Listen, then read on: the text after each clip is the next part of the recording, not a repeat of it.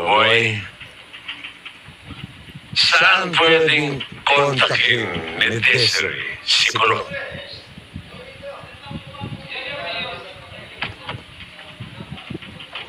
Narinig mo sinabi ko?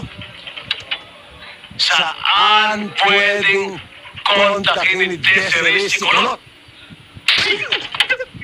Alam siya yung pipipig. Tapos sinasagot ako sa inyo. Sinasagot mo ako. Pag di naman ako sumagot. Sinasagot mo rin ako. Ako ba talaga yung sasagot ko sa inyo?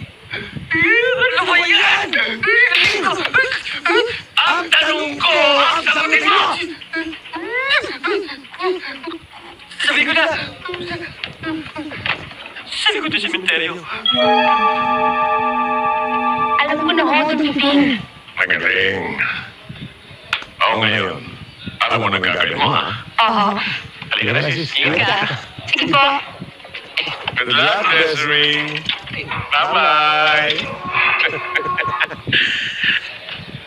Oh, boy. Tumingin. Bakit naman niyo mo sinabi? Hindi sa akin! Anak ng bakit talaga? Bakit ang gabi? May problema. Wala ka naman na magtanong. Kung may problema man ako, sa akin lang yun. Naintindihan mo ba? Oo, Duduping. Karapatan tanong. O, sumagot! Nagkakaintindihan mo tayo? Kung hindi dahil sa karapatang bayatayan, hindi sana naghihirap ang isang toon bibing sa loob ng bilangguan ito. Ano bang araw? Nang tanong, Desiree. Sa makalawa, bakit ang gabi? Kailangan ko siyang makausap. Siya ang gagamitin ko upang makaganti kay Victor. At pipigayin ko na ang natitirang dugo ng garapan ng bayat na yan.